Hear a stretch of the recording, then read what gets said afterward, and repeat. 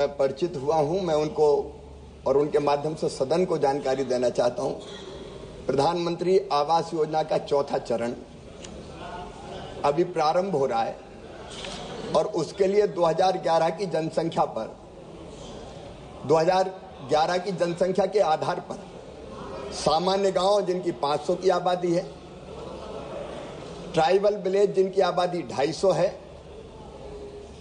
और विशेष पिछड़ी जनजातियों के लिए 100 तक की आबादी के गांव को भी हम प्रधानमंत्री ग्रामीण सड़क योजना के चौथे चरण में जोड़ेंगे। उसके लिए सर्वे का काम चल रहा है।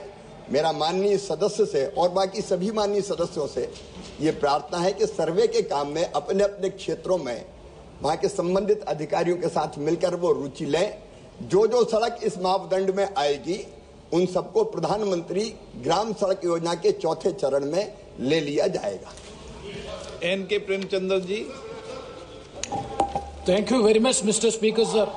Sir, out of the 72 centrally sponsored schemes, this is the only one scheme, PMGSY, by which the members of parliament are having little bit role in its implementation.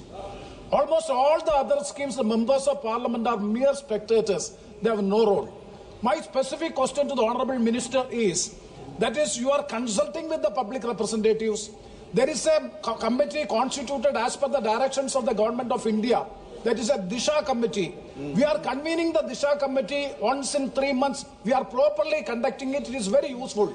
I would like to know from the Honourable Minister whether PMGSY is also reviewed in that meeting, but regarding the selection of the roads, as well as giving approval of the roads selected, whether the members of parliament, the Disha committee chaired by the members of parliament, will be given a specific role so that the involvement of the members of parliament will also be there in the selection of the roads, and active participation of the members of parliament will also be there. And the B part of my supplementary is, recently the Government of India has changed the norms. So as far as the state of Kerala is concerned, now the new criteria is 500 meters of road, and roads should be mud roads. Only 10% of the roads will be tar road. Sir, as far as the state of Kerala is concerned, it is very difficult to find out the mud roads. So means the criteria and norms, when you form the criteria, it should be uniform and applicable to all the states. Thereby we are denying the legitimate right to have the selection of the roads as far as the state of Kerala is concerned. Will you kindly review the norms and criteria for the selection of the roads? These are the two supplementary questions I would like to ask. Thank you very much, Speaker. Sir, we all associate, sir. माननीय अध्यक्ष महोदय, दिशा समिति में माननीय संसद सदस्य शामिल होते हैं। हर 3 महीने में इसकी बैठक होती है। मैं सभी माननीय सदस्यों से यह निवेदन करना चाहूंगा कि वो बैठक में भाग लेकर ग्रामीण विकास की जितनी योजनाएं हैं उसकी गहराई से समीक्षा करें। उनमें अगर कहीं कमी पाई जाती है तो निश्चित तौर पर अवगत भी कराएं।